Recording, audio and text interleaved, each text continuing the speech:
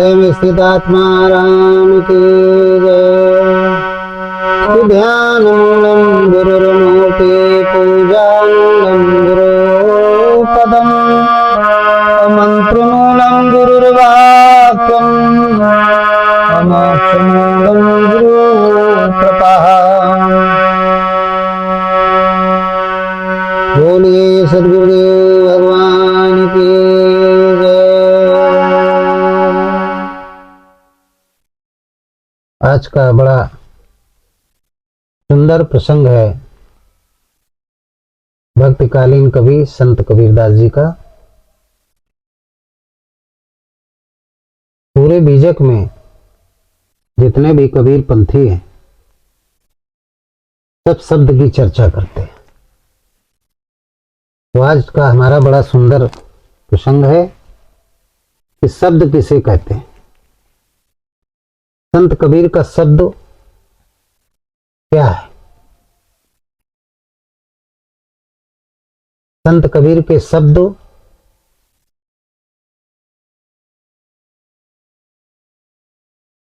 या यूं कहें कि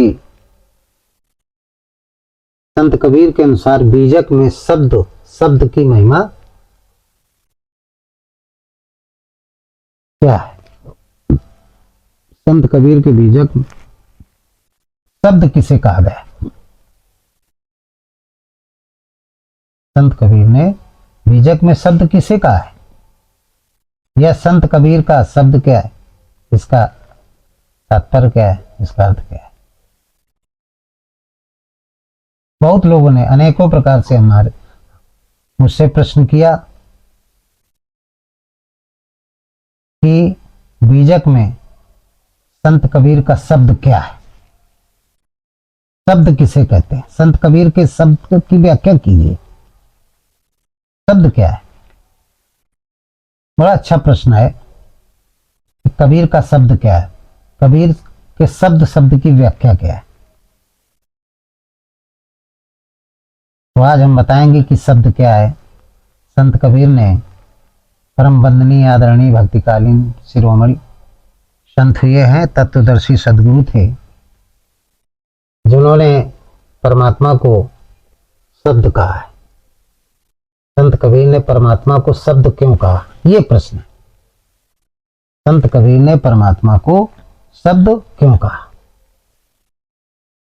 शब्द से संबोधित क्यों किया? परमात्मा को शब्द से संबोधित क्यों किया? यह शब्द क्यों कहा? तो देखिए बड़ा सुंदर है, बड़ा अच्छा। बहुत लोग इसमें परेशान है कि शब्द किसे कहते हैं। तो इस पर संत कबीर ने एक साखी लिखी है अपने बीजक में। तो पहले उस साखी को हम पढ़ के सुनाएंगे कि सारा संसार शब्द कहता है, लेकिन शब्द का अर्थ नहीं समझता। जाने कितने पंथ हैं कबीर पंथ में, सब शब्द की वकालत करते हैं। कोई किसी तरीके से करता है, कोई किसी तरीके से करता है। अपने अपने ज्ञान और विवेक के द्वारा शब्द की व्याख्या कर रहे हैं, वकालत कर रहे हैं। लेकिन मैं आपको बताऊंगा, क्योंकि संत कबीर गीता के उपासक थे, श्रीमद् भगवद गीता के, और उसका रूपांतरण किया। भगवान कृष्ण को अपना इष्ट मानते थे, आध्यात्मिक इष्ट मानते थे, गुरु मानते थे। तो हम आप लोगों को बताएंगे कि शब्द क्या है, कबीर का शब्द क्या है, जिसको कबीर पंथी भगवान कहते हैं। यह है क्या? क्या रहस्य? सुनिएगा आप लोग। साखी में बड़ा सुंदर लिखा है। कहते हैं कि शब्द सब कोई कहे कि वो हो तो शब्द विदेह है, और जिह्वा पर आवत नहीं कि निरखी परख करे ले। शब्द सब कोई कहे कि वो तो शब्द विदेह है, और जिह्वा पर आवत नहीं कि निरखी परखी करे ले।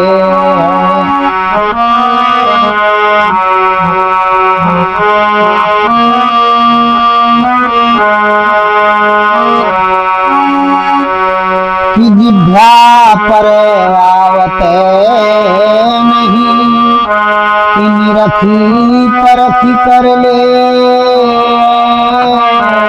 और शब्द शब्द सब कोई कहे कि वो है शब्द विदे। शब्द शब्द सब कोई कहे वो तो शब्द विदे, और जिभ्या पर आवत नहीं, निरख परख कर ले। संत कबीर ने लिखा है कि शब्द शब्द तो कलयुग में सब लोग करेंगे और करते भी हैं, लेकिन वो जीभ पर आता नहीं है। निरख परख कर ले, उसको केवल परखा जा सकता है, जिह्वा पर नहीं आता। तो ये है क्या शब्द?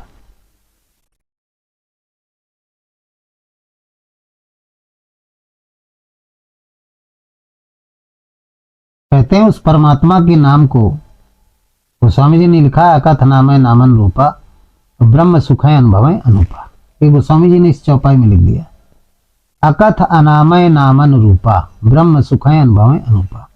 उस परमात्मा का नाम अकथनीय है, अनामय नामन रूपा, ना तो उसका कोई नाम है और ना उसका कोई रूप है, वो अकथनीय है, अनिर्वचनीय है। ब्रह्म सुख है अनुभव है अनुपा। रामचरितमानस में उन्होंने बताया कि अनुभव के द्वारा उसको जाना जा सकता है। जितने भी ब्रह्म चिंतन करने वाले योगी, परमात्मा, वो महात्मा, ऋषि, मुनि, साधु, संत, जो एक ब्रह्म का चिंतन करने वाले, वो केवल उस परमात्मा को अनुभव के द्वारा ही जान सकते हैं। वो अनुभव के द्वारा अंतःकरण में जाना जा सकता है, उसका कोई नाम और रूप नहीं है, वो नाम और रूप से अनिर्वचनीय है। ये गोस्वामी जी ने रामचरितमानस में बताया अपनी लेखनी के माध्यम से, क्यों, और रहता सबके घट में। कहते हैं कि व्यापक ब्रह्म है एक अविनाशी, और सत चेतन घन आनंद राशि। कि व्यापक ब्रह्म है, भगवान कृष्ण ने कहा अर्जुन से, एक अविनाशी और सत चेतन घन आनंद राशि।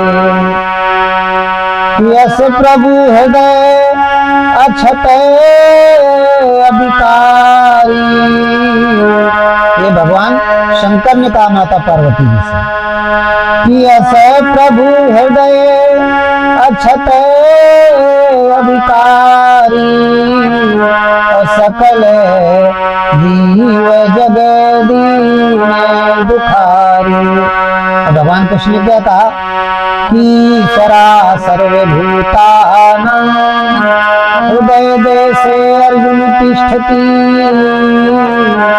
भ्राम्यां सर्वभूतानि यन्त्रारुणान् माया।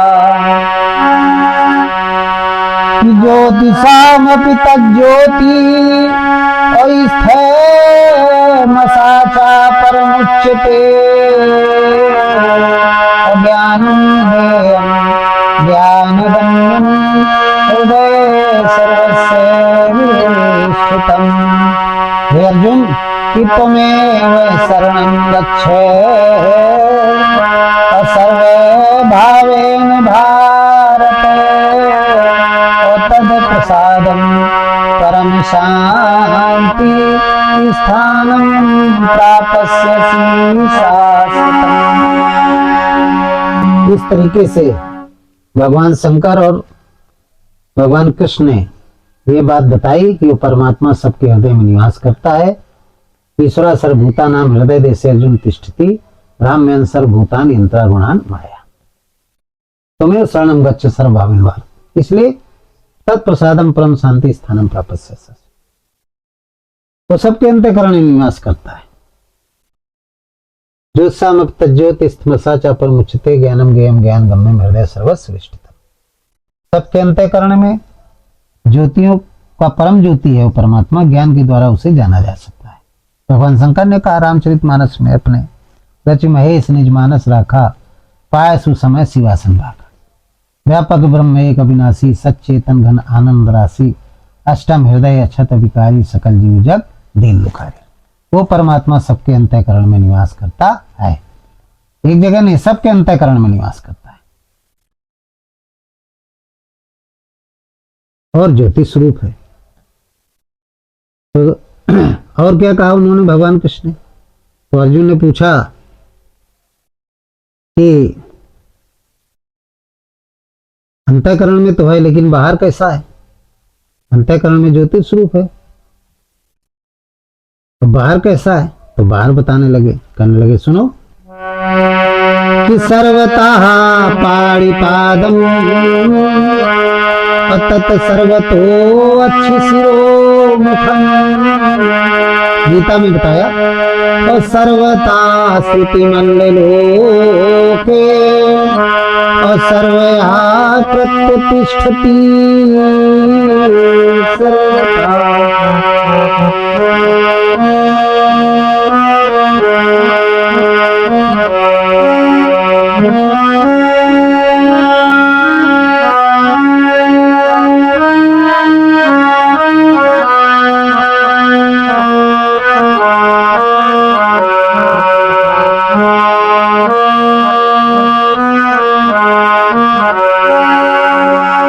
सर्वता पाणिपादम तत् सर्वतो अच्छे शिरोमुखम। सर्वत्र हाथ पैर वाला है, सर्वत्र अच्छे शिरोमुखम, एक वृक्ष के समान है। सर्वता पाणिपादम, वो परमात्मा एक उल्टे वृक्ष के समान है। उसकी सिराएं जड़ें नीचे हैं, जड़ ऊपर है और उसकी शाखाएं सब नीचे हैं। सभी तरफ हाथ पैर वाला है, सभी तरफ अच्छे शिरोमुखम, सर्वत्र पूरे संसार में मुख वाला है। सर्वता श्रुति मल्लुलु के, सारे संसार में उसके कान है, सब कुछ सुनने वाला है। सर्वता कृत्य तिष्ठति, हर जगह वो व्याप्त है। कहने का मतलब जो गोस्वामी जी ने लिखा, बिन पद चले सुने बिन काना, कर बिन काज करे विधनाना, आनंद नहीं सकल रस भोगी बिन वाणी बक्ता भोगी। तन बिन परस नयन बिन देखा, ग्रही ग्रहण बिन बारस सीखा, अस बात लौकिक करनी महिमा जा सुझाएगी। वो परमात्मा जो बिना हाथ पैर के, सर्वता पाणिपादम, हाथ पैर नहीं लेकिन सर्वता पाणिपादम, संसार के ब्रह्मांड के हर कोने में वो जा सकता है। तो इसका मतलब सर्वत्र उसके हाथ पैर हैं। तत् सर्वतो अच्छे शिरोमुखम, बिना मुख के लेकिन हर तरफ उसके मुख हैं, जो भक्षण कर सकता है। हर प्रकार की चीजों को मुख ना होते हुए भी सब चीज खा सकता है। बिना हाथ पैर के रहते हुए भी सब जगह जा सकता है। बिना आंखों के सब कुछ देख सकता है, बिना वाणी के सब कुछ बोल सकता है, बिना कान के सब कुछ सुन सकता है। सर्वता श्रुति मल्लुलु के, चारों तरफ उसके कान और सब जगह वो स्थित है। सर्वता कृत्य तिष्ठति, एक जगह रह करके सब कुछ कर सकता है, इसलिए उसको क्या कहा गया? व्याप्त कहा गया। संत गोस्वामी जी ने लिखा है कि सब कर परम प्रकाशित जो ही राम अनादि अवत, वो सबको प्रकाशित करता है। वो अनादि है, उसको राम कहा गया, उसी को कबीर ने आत्मा राम कहा। तो संत कबीर कहते हैं कि शब्द शब्द सब कोई कहे, सब कोई कह रहा है, वो तो शब्द विदे और जिव्या पर आवे नहीं और निरख परख कर ले। वो जिव्या पर नहीं आता है, उसको केवल निरख परख कर समझा जा सकता है, निरख परख कर ले। तो शिष्य ने पूछा कि उसका स्वरूप क्या है? तो संत कबीर ने कहा जब नाम का जप करोगे तो उसका स्वरूप समझ में आ जाएगा। बहुत अच्छी बात कही संत कबीर ने। क्या कहा? कब एहसास, कब आपको शब्द मिलेगा वो कि शून्य सहज मन सुमिरते अप्रगट भई एक ज्योति अताहि पुरुष की मैं बलिहारी और निरालंब ज्योति,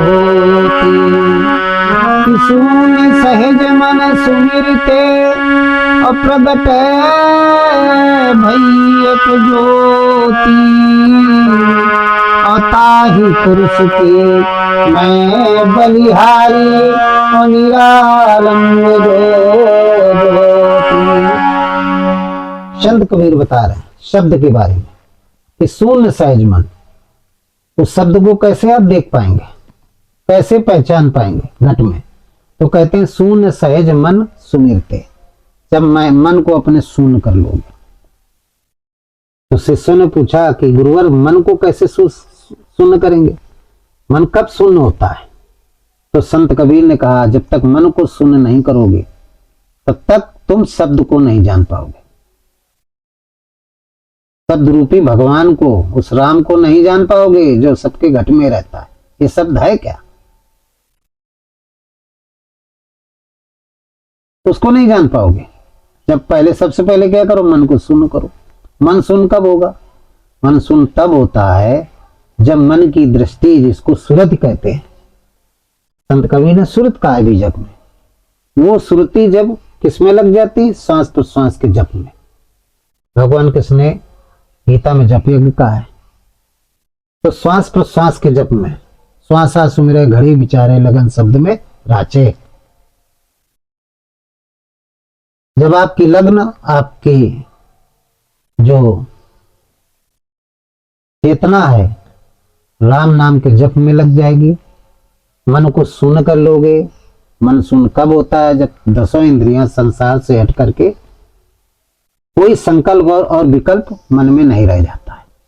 इंद्रियां जब संयमित हो जाती हैं, दसों इंद्रियां, तो मन क्या हो जाता है? शून्य हो जाता है। संकल्प विकल्प से रहित जब हो जाता है मन का अंतःकरण, कोई न संकल्प न कोई विकल्प, तो उस समय क्या होता है? मन हो जाता है शून्य। तो शून्य सहज मन सुमिरते, मन को सबसे पहले शून्य करिए, मन की दृष्टि को सूरत में लगाइए, तब प्रकट भई एक ज्योति, और राम नाम का स्मरण करेंगे। जिसको जब मरे अचपा मरे आनंद हो मर जाए, सूरत समानी शब्द में ताई काल न खाए। जब मन सूझ सहज हो जाएगा और राम नाम स्मरण करोगे, तब वो सूरत यह मन की दृष्टि उस शब्द में समा जाएगी। ताई काल न खाए, फिर आपको जन्म मरण के चक्कर में नहीं पड़ेंगे। सूरत कहाँ समा जाएगी? शब्द में समा जाएगी। सूरत समानी शब्द में, ताई काल न खाए। तो कबीर का शब्द क्या है? शब्द शब्द सब कोई कहे, वो तो शब्द विदे और जिह्वा पर आवत नहीं, निरख परख कर ले। कबीर का शब्द जिह्वा पे नहीं आता है, जीभ के द्वारा उसको बोल नहीं सकते हो, आप बता नहीं सकते उस परमात्मा को जीभ से। इसीलिए गोस्वामी जी ने कहा अकथ नाम है नाम अनुरूपा ब्रह्म सुख अनुभव अनुपा, उसको जीभ के द्वारा वर्णन नहीं कर सकते हो। कबीर का जो शब्द है, तुलसी का जो अनुभव है, और भगवान कृष्ण का क्या है? हनुमंता है। भगवान कृष्ण ने गीता में लिखा है, क्या लिखा है इसी को? कबीर के शब्द को क्या कहा है? हनुमंता कहा है। देखिए तीनों ने एक ही अलग अलग नाम रखे हैं, लेकिन भाव एक ही है उस परमात्मा के बारे में। बड़ा सुंदर आज का प्रसंग है। कबीर का शब्द क्या है? शब्द शब्द सबको ही कहते हैं, बीजक में लिखा है, तमाम कबीरपंथी शब्द शब्द चिल्लाते हैं, लेकिन शब्द है क्या? वो आज हम आज के इस प्रसंग में बता रहे हैं आपको कि भगवान कृष्ण ने शब्द को क्या कहा है? हनुमंता कहा है। गीता में क्या श्लोक लिखा है वेदव्यास जी ने कि उपद्रष्टाय हनुमंता कि भक्ता भोक्ता महेश्वरा अपरमात्म वेति चापयुक्ते कि परमात्म वेति चापयुक्ते उपद्रष्टाय हनुमंता चा भरता भोक्ता महेश्वरा परमात्म वेति चापयुक्ते ज्ञानवंशा पुरुषा परा। भगवान कृष्ण ने गीता में कहा है उपद्रष्टा हनुमंता चा भरता भोक्ता महेश्वरा परमात्म व्यक्ति चापयुक्ति देहेस्मिन् पुरुषा परा। वो देहधारी मनुष्य देहेस्मिन् पुरुषा परा, परमात्म व्यक्ति चाप युक्त देहस्मिन पुरुषा परा। देखिए उपद्रष्टा रूप में भगवान कृष्ण ने कहा कि वो परमात्मा, जिसको कबीर ने शब्द कहा, जिसको तुलसी ने क्या कहा है, अनुभव कहा है, उसको भगवान कृष्ण ने क्या कहा है, हनुमंता कहा है। लेकिन ये पहले कब रहता है, अनुभव के पहले और कबीर के शब्द के पहले सबके शरीर में, और कृष्ण के गीता, कृष्ण के हनुमंता के पहले सबके शरीरों में किस रूप में रहता है, उपद्रष्टा रूप में रहता है। अब ये उपद्रष्टा क्या है, उपद्रष्टा, उप माने होता है पीछे, पीछे रह करके सब कुछ देखे, पीछे रह करके, आगे नहीं, पीछे रह करके, तो उपद्रष्टा का। जैसे प्रधानमंत्री, उप प्रधानमंत्री, मुख्यमंत्री, उप मुख्यमंत्री, तो उप मुख्यमंत्री का क्या काम होता है, वो पीछे रहता है मुख्यमंत्री के, सारा काम मुख्यमंत्री करता है, उप मुख्यमंत्री जो होता है वो पीछे रहता है, उसको कोई मतलब नहीं, रहता तो है मुख्यमंत्री लेकिन उप होता है। इसी तरीके से परमात्मा सबके घट में विराजमान रहता है अंतःकरण में, तो बिजली के बल्ब की तरीके, बिजली का बल्ब जलता है जिस कमरे में, अब उस कमरे में प्रकाश होता है, अब कोई गलत काम कर रहा है, अच्छा काम कर रहा है, उस बल्ब को कोई मतलब नहीं, देखता तो है लेकिन उस पर हस्तक्षेप नहीं करता है, चाहे आपका कल्याण हो चाहे आपका बुरा हो, कोई मतलब नहीं। आप अच्छा काम कर रहे हैं कि बुरा कर रहे हैं, उसको कोई लेना देना नहीं, कर्म फल से रहित, कुछ नहीं, किसी कोई मतलब नहीं, क्योंकि उपद्रष्टा होता है वो। उपद्रष्टा को ही क्या कहते हैं, जड़ कहते हैं। और जब अनमनता हो जाता है तो चेतन स्वरूप हो जाता है। जड़ क्या है, जड़ माने जड़, कोई मतलब नहीं। तो उपद्रष्टा रूप में सबके शरीरों में और बाहर भी है, प्रकृति में भी उपद्रष्टा रूप में, जड़ रूप में, उपद्रष्टा का मतलब जड़ रूप में प्रकाशित कर रहा है, लेकिन आप उसके प्रकाश में अच्छा कर रहे हैं या बुरा कर रहे हैं, कोई मतलब नहीं। सभी लोग कह देते हैं अरे भगवान तो कहते हैं सब जगह, लेकिन इतने गलत काम हो रहे हैं। क्या वैशाल्यों में भी भगवान है, नालों में भी भगवान है, जब कण कण में है तो वहां भी होंगे, हैं, ये सच है। क्योंकि सबके शरीरों में वो व्यापक रूप में है, व्यापक उपद्रष्टा रूप में है, और शरीरों के बाहर जितने भी पूरा ब्रह्मांड है उसमें जड़ उपद्रष्टा के रूप में परमात्मा है, लेकिन उसको कोई मतलब नहीं। चाहे किसी का मर्डर कर रहे हो या किसी के साथ कोई गलत काम हो रहा है, कोई मतलब नहीं है, तो कड़कड़ में। इसी बात को लोग नहीं जान पाते, इसलिए परमात्मा यानी हृदय स्थित राम, वो ब्रह्म, उसके तमाम नामों से उसको लोग पुकारते हैं, कोई शिव नाम से, कोई ब्रह्मा नाम से, अपने अपने विचार से, कोई विष्णु नाम से, कोई शंकर नाम से, कोई गणेश नाम से, तमाम, कोई उमा रमा ब्रह्माणी नाम से, क्योंकि वो ना तो कोई स्त्री है ना कोई पुरुष है ही नहीं, उसका कोई लिंग नहीं, वो ज्योतिर्लिंग है, न मेल है न फीमेल है, तो अपने भावों के अनुसार उसका लोग नाम लेते हैं।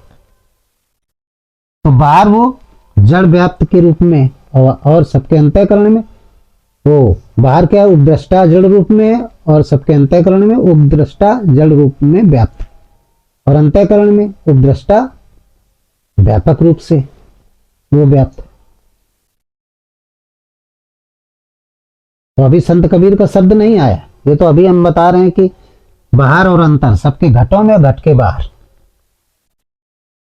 वो जड़ रूप में, उपद्रष्टा जड़ रूप में, उपद्रष्टा है पीछे, लेकिन जब आप सून सहज मन सुमिरते, प्रकट भई एक ज्योति, उसी को संत गोस्वामी जी ने लिखा है।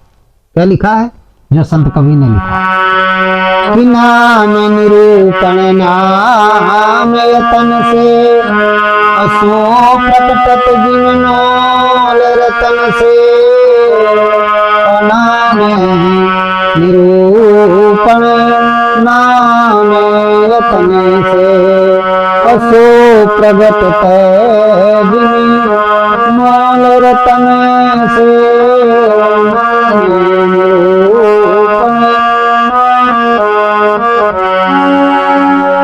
उसी को संत कबीर ने कहा, शून्य सहज मन सुमिरते प्रकट भई एक ज्योत। जो गोस्वामी जी ने लिखा, नाम निरूपण नाम यतन से सो प्रकट जी मूल रतन से। जब आप राम का नाम जप करेंगे, कबीर के राम का नाम जप करेंगे, नाम निरूपण नाम यतन से। किससे? यतन से। यतन क्या है? श्वास प्रश्वास का जप। गीता का जप यज्ञ, तुलसी का श्वास प्रश्वास का जप और कबीर का अजपा। ये तीन नाम अलग अलग है लेकिन बात एक ही है, श्वासों का जप। श्वास के द्वारा, श्वास आई तो राम, श्वास गई तो राम, श्वास आई तो ओम या श्वास गई तो बात एक ही। चाहे ओम का हो चाहे राम का हो, दोनों एक ही है। लेकिन जब राम का नाम लेंगे तो इसमें सारे मंत्र हैं। ओम भी इसी के अंदर आता है। ओम में आ उ और मा, ओम हो गया। राम में रा आ उ मा, रा आ उ मा। ओम में आ उ मा, तो राम के अंदर ओम आ गया, इसलिए कब संत कबीर ने राम शब्द कहा। इसकी वकालत की, इस पर चर्चा किया है। राम शब्द को श्रेष्ठ माना, सभी ऋषि महात्माओं ने राम शब्द को श्रेष्ठ माना। वैदिक काल में ओम शब्द कुछ लोगों ने जपा, कुछ ने राम जपा, तो इसी राम शब्द को पुरुषोत्तम कहते हैं। तो संत कबीर ने गीता में उपद्रष्टा, गीता में उस उपद्रष्टा सबके अंदर है, संत कबीर कहते हैं। लेकिन वो शब्द कब बनता है? कबीर का शब्द कब बनता है? तुलसी का अनुभव कब बनता है? और कृष्ण का हनुमंता कब बनता है? तो जब हम नाम का जप करते हैं, नाम का बैखरी से किया जप, यानी जोर जोर से राम राम जपा, स्वयं सुना दूसरे भी सुना, इसको बैखरी विधि कहते हैं गीता के अनुसार। इसी को कबीर जप कहते हैं, तुलसी भी जप कहते हैं। इसके बाद फिर मन में जप किया, इसी को मध्यमा कहते हैं। कबीर इसको भी जप कहते हैं। इसी को तुलसी भाव भाव 2 बार, भाव भाव विभाव पराभाव कारण विश्व मोहन सूरत सुबसी विहार, रामायण में ये कहा गया है। गीता में वैखरी मध्यमा पसंती परा। तो कवि ने क्या कहा? जप मरे जप जप अचपा और परावाणी। तो जब हम वैखरी से जपते हैं, राम राम स्वयं सुने दूसरे सुने, तो ये जप हो गया। इसी के बाद जब मन में जपते हैं, स्वयं कहें और स्वयं सुने, अगल बगल वाला न सुन पाए, इसको वैखरी के बाद मध्यमा कहते हैं। ये 22 श्रेणी का जप। इसके बाद जब श्वास प्रश्वास का जप करते हैं, तो कबीर ने इन दोनों को जप कहा है, क्योंकि श्वास प्रश्वास का जो क्षेत्र है उसके ये दोनों दरवाजे हैं, उस बाउंड्री के 2 गेट हैं। इनसे जब प्रवेश कर जाता है तब आता है मेन जप में, जिसको अचपा कहते हैं। जपे न जपावे आपे से आवे, तो जपना नहीं पड़ता। जब मन की सूरत को, दृष्टि को श्वास प्रश्वास में लगा लेते हैं, श्वास को देखना है। इसी को महात्मा बुद्ध ने आनापान कहा। श्वास कब आई देखो, नाभि तक गई फिर वापस आई, कब आई कब गई देखिए ध्यान से, तो राम की ध्वनि निकलती। राम आई तो राम, गई तो राम। संत कबीर कहते अचपा है। इसको जब मन की दृष्टि को लगा लोगे, मन आपका शून्य सहज मन सुमिरते, जब मन शून्य हो जाए तब आप क्या देखेंगे? सुमरते प्रकट भई एक ज्योति, सूरत समानी शब्द में ताई खाल न खाए। जब सूरत मन की दृष्टि शब्द में समा जाएगी, जब प्रकट हो जाएगी जो, तो वो मन की जो दृष्टि है, राम नाम जो जप रही थी, वो फिर जपना नहीं पड़ेगा, समाप्त हो जाएगा जपना। जप करना समाप्त हो जाएगा। सूरत समानी शब्द में जप मरे अचपा मरे आनंदहु मर जाए, और सूरत समानी शब्द में ताई काल न खाए। तो ज्योति में राम नाम शब्द, वो सूरत मन की दृष्टि समा जाएगी। और मन की दृष्टि समाना ही शब्द कहते हैं। सामान्य वो परमात्मा में, बद माने बोलना, परमात्मा का बोलना। वहां परमात्मा का बोलना, बोलना का मतलब होता है दर्शन। जब आपकी मन की दृष्टि उस शब्द में, उस ज्योति में समा जाएगी। ज्योतिषाम अब तक ज्योति मसाचा परमुच्यते ज्ञानम ज्ञेयम ज्ञान गम्य हृदय सर्वस्व विष्टतम, तो कबीर का शब्द होता है। और भगवान कृष्ण का क्या अनुमंता है? उपद्रष्टा अनुमंता। तुलसी का अनुभव, नाम निरूपण नाम यतन से सो प्रकट जिन मोल रतन से। इसी को भगवान शंकर ने कहा, उमा कहा निज अनुभव अपना, सत हरि भजन जगत सब सपना। ये अनुभव है, मैंने अनुभव के द्वारा जाना उस सत्य को, सत्य को, उस शिव को, उस राम को अनुभव के द्वारा जाना। बाकी तो सब जगत सपना है, अन्य विधि तो सब सपना है, कोई मतलब नहीं। अनुभव के द्वारा ही उसको मैंने जाना है, अपने अंतःकरण में जीत। तुम पुनि राम राम दिन राति सादर जपो अनंगा राति। दिन रात इसीलिए हम राम राम जपते, अनुभव के द्वारा हमें दर्शन होते हैं। उस कबीर के बीजक में जो शब्द लिखा है, कृष्ण का अनुमंता और तुलसी का अनुभव, वही संत कबीर कहते हैं कि शब्द शब्द सबको एक, सब लोग चिल्ला रहे, वो तो शब्द विदेह, उसका कोई देह नहीं है, विदेह है। बिन पद चले सुने बिन काना, कर बिन काज करे विधि नाना, आनंद रही सकल रस भोगी बिन वाणी बक्ता बोली। वो तो विदेह है, वो विदेह है। तो शब्द शब्द सब कोई कहे, वो तो शब्द विदेह और जिव्या परावत नहीं, वाणी से उसका बखान नहीं किया जा सकता, क्योंकि नाम और रूप से अनिर्वचनीय है। संत तुलसी ने कहा, कथनामय नाम अनुरूपा ब्रह्म सुख अनुभव अनुपा। जो ब्रह्म ऋषि हैं, जैसे संत कबीर, तुलसी, रविदास, महात्मा बुद्ध, गौतम, महावीर स्वामी, श्री राम, श्री कृष्ण, भगवान शंकर, ब्रह्मा विष्णु महेश, 24 अवतार, सब कहते हैं उसको वाणी से नहीं कहा जा सकता, जिव्या परावत नहीं, और निरख परख कर ले। शब्द शब्द सब कोई कहे, वो तो शब्द विदेह, वो विदेह। कबीर का जो शब्द है, परमात्मा का अनुभव जिसको कहते हैं, अनुभव के द्वारा, शब्द के द्वारा उसको जाना जा सकता है अंतःकरण में, घट में। ऐसे उसको नहीं जाना जा सकता। संत कबीर कहते हैं कि जिस मानव के मन का अंतःकरण शुभ और अशुभ विकारों से रहित हो जाता है, संकल्प विकल्प से रहित हो जाता है, यानी शून्य हो जाता है, उस मानव के अंतःकरण में ज्योतिर्ग रूप में आत्मा साक्षी बन करके खड़ा हो जाता है, और वो मानव तत्वदर्शी महापुरुष हो जाता है, असंग हो जाता है, दुर्गुणों से रहित हो जाता है, साकार ब्रह्म हो जाता है, पूर्ण ब्रह्म परमात्मा हो जाता है। ऐसी स्थिति वाला महापुरुष हो जाता है।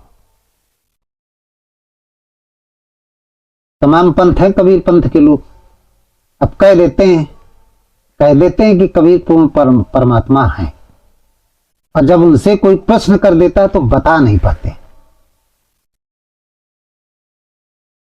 बुद्ध बौद्ध धर्म के लोग कह देते हैं महात्मा बुद्ध पूर्ण परमात्मा थे, और जब उनसे लोग कह देते हैं कि कैसे पूर्ण परमात्मा थे, तो बता नहीं पाते। इसलिए नहीं बता पाते कि उनके गुरु ने सही उनको दीक्षा नहीं दिया, शिक्षा नहीं दिया, गुरु को ही नहीं पता, इसीलिए उनको नहीं पता होता। बेचारे कह तो देते हैं, तमाम कबीर पंथी लोग हैं, तमाम पंथ चल रहे हैं, तो कह देते हैं कबीर पूर्ण परमात्मा थे। उनको मालूम नहीं कि पूर्ण परमात्मा थे कि पूर्ण परमात्मा की स्थिति थी। कोई भी पूर्ण परमात्मा की स्थिति वाला हो सकता है, कोई भी संत कबीर बन सकता है, संत तुलसी बन सकता है, कोई भी श्री राम, श्री कृष्ण, ब्रह्मा विष्णु महेश, महात्मा बुद्ध, महावीर स्वामी, जितने 24 अवतार हुए, गणेश महेश नरेश, सब कुछ बन सकता है, क्योंकि परमात्मा का कोई रूप और नाम से अनिर्वचनीय है। वो बिन पद चले सुने बिन काना, वो कबीर का शब्द है। श्रीमद् भगवद गीता कृष्ण का अनुमंता है और तुलसी का अनुभव है, उसको वाणी से बयान नहीं किया जा सकता। निरख परख कर लो, जिव्या पर आवे नहीं, निरख परख कर, निरख परख करके, निरख परख कर सकते हो, उसको परख कर सकते हो, निरीक्षण कर सकते हो। जब राम नाम के जप करोगे तो इसी को निरख परख कहते हैं। नाम निरूपण नाम यतन से सो प्रकट जिन मोल यतन से। यदि आपको किसी गहने का मोल मालूम है तो वो गहना आपको प्राप्त हो जाएगा। सोने के गहने का मूल्य मालूम है तो आपको प्राप्त हो जाएगा। अब पता है 10,000 का है, आपको पता नहीं तो 20,000 का आएगा। आपके पास 10,000 है, आप नहीं ले पाएंगे। यदि मोल आपको पता है तो आप वो कितने भी मांगे, लेकिन आपको पता है कि 10,000 का है तो आप ले लेंगे। इसी तरीके से भगवान के प्राप्त करने की विधि यदि पता है, आपको यत्न पता है, तो आप उस परमात्मा को, जिसका जिज्ञासे संत कबीर कहते हैं, उसको वर्णन नहीं किया जा सकता है। वो परमात्मा रूपी जो शब्द है, जिसको अनुभव कहते हैं, कबीर का जो अनुभव है, जिसको कबीर ने बीजक में शब्द शब्द से संबोधित किया है, कि परमात्मा को शब्द के द्वारा या अनुभव के द्वारा या अनमनता के द्वारा, तीनों पर्यायवाची हैं एक दूसरे के, तीनों, चाहे आप अनुभव कहें, चाहे शब्द कहें, चाहे आप अनमनता कहें। जब वो दृष्टा रूप में सबके शरीर में रहता है, जब नाम का जप करेंगे तो आत्मा जागृत हो जाएगी, तो शब्द रूप हो जाएगी, वही अनुभव हो जाएगी, वही अनमनता हो जाएगी। और फिर वो शब्द क्या करने लगता है? भर्ता भोक्ता महेश्वरा, ब्रह्मा की स्थिति आपके अंदर सद्गुण पैदा करने लगेगा। ब्रह्मा क्या करते हैं? 4 प्रकार की बुद्धि को ब्रह्मा कहते हैं। ये चारों प्रकार की बुद्धि आ जाएगी तो आप सद्गुण आपके अंदर निर्मित होने लगे। ब्रह्मा का काम क्या है? सृष्टि को उत्पन्न करना। तो सद्गुण रूपी जो सृष्टि अंतःकरण में वो उत्पन्न होने लगती, और इसका विष्णु की स्थिति क्या? पालन करना। उस सद्गुणों का पालन होने लगता है, उसमें विकार नहीं कोई उत्पन्न होने पाए, तो दूसरी शक्ति पालन करने लगती है। तीसरी क्या है? महेश्वरा। महेश्वर की क्या होता है? महेश्वर का काम क्या है? जितने भी संहार करना। किसका संहार करते हैं? काम, क्रोध, मद, लोभ, जो 14 विकार, तो परमात्मा वो शब्द जो है संहार करने लगता है। परमात्मा रूपी शब्द रूपी जो परमात्मा है वो संहार करने लगता है। अनमनता रूपी जो परमात्मा है वो संहार करने लगता है। तुलसी का अनुभव रूपी जो परमात्मा है वो संहार करने लगता है। तो जब संहार हो जाता है, उपद्रष्टा, अनमनता, चाहे भर्ता भोक्ता, महेश्वरा। तो महेश्वरा माने प्रकृत से परे। महेश्वर किसे कहते हैं? जो प्रकृत से परे, तब उस पूरी प्रकृति का जो स्वामी होता है उसको महेश्वर कहते हैं। जब इसके ऊपर आप साधना आपकी साधक की बढ़ जाती है तो परमात्म व्यक्ति चाप युक्त देहस्मिन पुरुषा पर, तो शरीरधारी पुरुष वो मनुष्य परमात्मा तुल्य हो जाता है, उसी को पूर्ण ब्रह्म कहते हैं। इस विधि के अनुसार संत कबीर हुए पूर्ण ब्रह्म, तुलसी हुए पूर्ण ब्रह्म, श्री राम जी, श्री कृष्ण, जितने भी महापुरुष, आप भी हो सकते, तो कह देते हैं कि पूर्ण परमात्मा थे। और जब उनसे लोग प्रश्न पूछने लगते हैं तो फेल हो जाते हैं, क्योंकि समझा नहीं पाते। अधूरा ज्ञान, अधूरा ज्ञान होने के कारण वो अन्य पंथों को नहीं समझा पाते। तो कबीर, तुलसी सब थे, इस स्थिति के थे। इसी बात का भ्रम हो जाता है। कहते हैं पर ब्रह्म, पूर्ण ब्रह्म, पार ब्रह्म, अक्षर ब्रह्म, क्षर ब्रह्म, क्षर पुरुष, अक्षर पुरुष, उत्तम पुरुष, बोले सब अलग अलग। कबीर पंथ के तमाम पंथ हैं जो पूर्ण परमात्मा कह देते हैं। संत कबीर को कहते हैं वो ब्रह्म अलग है, पार ब्रह्म अलग है, पूर्ण ब्रह्म अलग है, पर ब्रह्म अलग है। इस तरीके से बात करते हैं। अधूरा ज्ञान है, गुरु को नहीं पता तो चेला को क्या पता होगा? पता नहीं होता, बेचारे भटकते रहते हैं, शास्त्रार्थ नहीं कर, सही नहीं समझ पाते। तो परमात्मा एक है, 2 4 नहीं है, एक सत्ता है, परम सत्ता है। समस्त ब्रह्मांड का जो नियंत्रण करता है उसको ब्रह्म कहते हैं, संचालन करता है उसको ब्रह्म कहते हैं। वो कबीर का क्या है? उसी को कबीर ने आत्माराम कहा। उसको जाना किससे जा सकता है? शब्द के द्वारा। कबीर के शब्द के द्वारा, कृष्ण के हनुमंता के द्वारा और तुलसी के अनुभव के द्वारा, तीनों एक दूसरे के परे है। ये विधि है, इसको शब्द कहते हैं। तो कबीर का शब्द क्या है, जिसके बारे में हमने बताया आप लोगों को। ये कबीर का शब्द है। शब्द, कबीर का शब्द क्या है? शब्द की हमने व्याख्या किया, आप लोगों को बात समझ में आ गई होगी। इन्हीं शब्दों के साथ हम इस सत्संग को समाप्त करते हैं। बोलिए ओम श्री सद्गुरुदेव भगवान की जय। सर्वे भवन्तु सुखिना, सर्वे सन्तु सुखिनः, निरामया, सर्वे भद्राणि पश्यन्तु, मा कश्चित् दुःखभाग् भवेत्।